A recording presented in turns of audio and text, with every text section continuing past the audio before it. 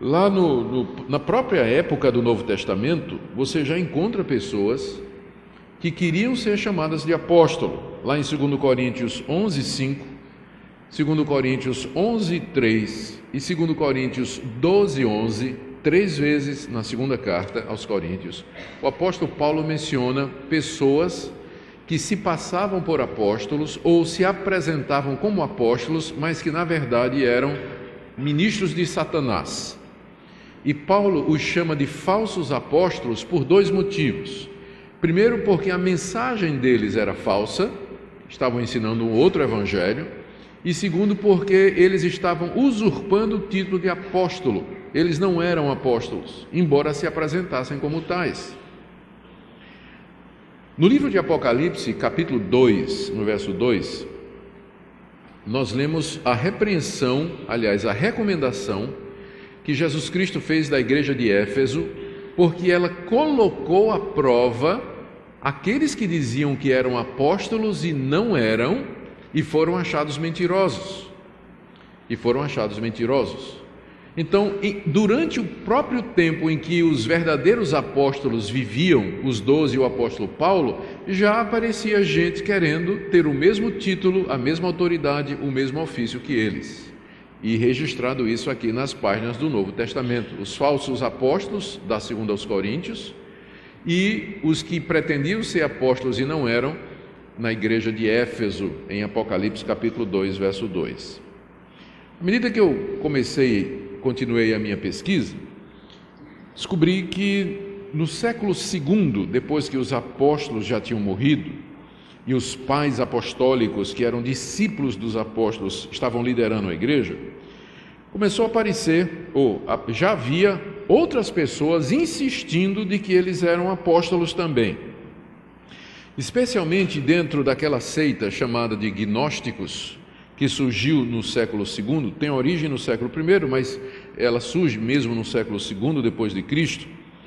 Essa seita dizia que Deus havia revelado a eles um conhecimento que nem os apóstolos originais tinham, e que a salvação era através desse conhecimento secreto. Como a palavra conhecimento em grego é gnose, então eles foram chamados de gnósticos, porque enfatizavam a salvação através desse conhecimento secreto que foi dado para eles e não foi dado aos apóstolos.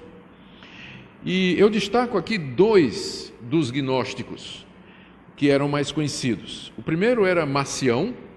Marcião viveu no século II.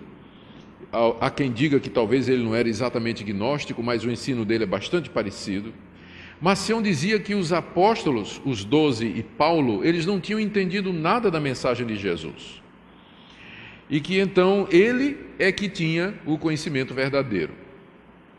Ele fez uma coleção do que ele considerava que era a palavra de Deus, que consistia no Evangelho de Lucas, 10 das cartas de Paulo, algumas delas amputadas, e mais nada. Por quê? Porque ele dizia que o Deus de Paulo era o Deus do amor e da graça, e o Deus do Antigo Testamento era o Deus da lei, um demiurgo que o Deus de Jesus Cristo tinha vindo derrubar e destruir. Então essa confusão toda provocou uma grande celeuma na igreja. Ele ganhou muitos adeptos, mas depois a igreja o condenou como herético. Um dos pais da igreja, chamado Ireneu, num livro Contra as Heresias, que foi um livro escrito contra Marcião e outros, ele diz que Marcião foi o 10º apóstolo gnóstico e que foi o sucessor de um tal de Cerdo, apóstolo Cerdo em Roma. Então Marcião já era o 10º, antes dele já tinha 9 apóstolos gnósticos em sucessão, reivindicando esse conhecimento secreto que tinham de Deus. O segundo importante aí, já no século III, é um cidadão chamado Mani, ou Maniqueu, de onde vem o termo maniqueísmo, que é usado para se referir a essa ideia de que o mundo é governado por 2 forças iguais, diferentes em orientação, o bem e o mal. O bem e o mal são 2 forças iguais, mas iguais em intensidade, mas contrárias em orientação.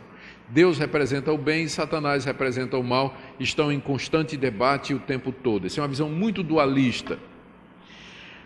Maniqueu se apresentou como sendo o Paráclitos, aquele que Jesus Cristo tinha dito: eis que envio o Consolador, que em grego é Paráclitos. Aí Maniqueu disse: sou eu. Ele escreveu uma carta intitulada Epístola Fundamentale, onde ele começa a carta dizendo assim: Mani, o apóstolo de Jesus Cristo, aos meus conservos, tal, tal, tal. E escreveu uma carta para um discípulo chamado Marcelo, onde ele se apresenta dizendo: Mani, um apóstolo de Jesus Cristo, ao meu amado filho na fé Marcelo, evidentemente imitando o apóstolo Paulo. Eu citei 2 gnósticos só, mas podia citar outros, que diziam que eram apóstolos, que recebiam revelação, exatamente como os 12, e até eram maiores. Em reação a essa reivindicação, essa pretensão de que essas pessoas diziam de que eram apóstolos, os pais da igreja estabeleceram o conceito de sucessão apostólica pelos bispos, tendo o bispo de Roma como tendo sido o primeiro. O argumento era mais ou menos assim: eles chegavam para os gnósticos e diziam: vocês estão dizendo que tem a verdade, que são apóstolos como Paulo, mas a verdade é que os discípulos dos apóstolos somos nós. Nós temos aqui Papias, que foi discípulo de João, nós temos aqui Irineu, nós temos Barnabé, todos eles foram discípulos dos apóstolos e são bispos nas diversas cidades aqui. Então, se você quiser a verdade, você não vai procurar no apóstolo gnóstico, mas vai procurar naqueles bispos que foram discípulos dos apóstolos.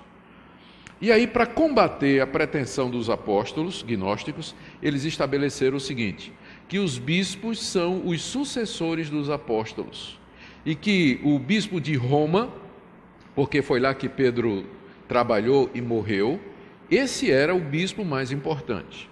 Então, na época, isso parecia a coisa certa para se fazer. Inácio, Clemente de Roma, Ireneu de Leão, Tertuliano, Eusébio de Cesareia, esses grandes nomes do período da patrística, eles todos olhavam o período apostólico como encerrado. Eles diziam: não tem mais apóstolos, os apóstolos acabaram com os 12. E Paulo, os bispos que vieram é que são os mantenedores, os preservadores da tradição e da verdade. Isso parecia ser uma coisa boa, mas o que é que aconteceu? O bispo começou lentamente a se elevar acima do presbítero, o bispo de Roma se elevar acima dos bispos, e aí o que é que aconteceu?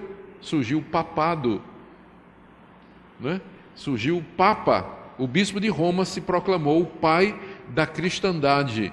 Então, no começo parecia ser uma coisa boa dizer que a verdade estava pela sucessão dos bispos, porque eles estavam combatendo os apóstolos gnósticos.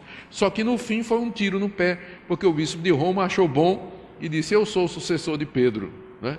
Eu sou realmente o pai da cristandade. Isso deu um racha em 1054, quando o bispo de Roma se declarou o pai da cristandade, porque os patriarcas de Constantinopla, da igreja em Constantinopla, na igreja oriental, eles não aceitaram essa reivindicação.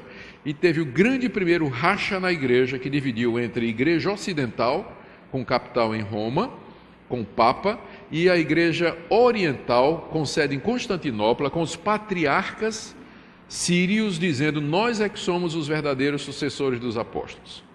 Qual é o erro desse pessoal? Qual foi o problema? O que deveria ter sido dito é que não há sucessão apostólica, mas a verdade dos apóstolos está preservada naquilo que eles escreveram.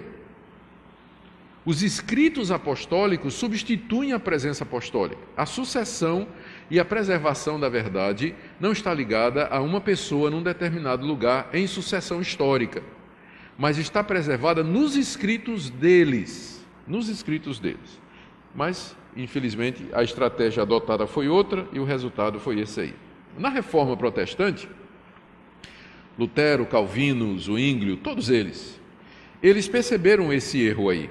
E por isso que eles disseram: qual foi o lema da Reforma? Sola Scriptura. Somente a Escritura.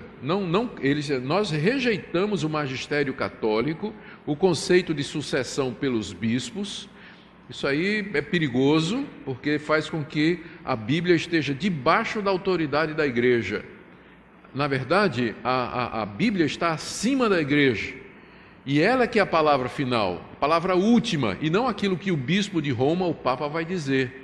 Então os reformadores acabaram com essa ideia, pelo menos entre eles, não é? Rejeitaram esse conceito de sucessão apostólica e reafirmaram a Escritura Sagrada como sendo a única regra de fé e de prática. Nem todas as igrejas reformadas da época, elas seguiram nessa direção e preferiram uma situação ou uma posição que fosse mais equilibrada, como, por exemplo, os episcopais ou a igreja anglicana, a igreja da Inglaterra, que ainda continuou com a ideia de bispos. Os luteranos, que vieram de Lutero, também têm bispos, mas eles não reivindicam que são sucessores dos apóstolos. Mas os da igreja anglicana, sim, eles continuam dizendo que são sucessores dos apóstolos até o dia de hoje.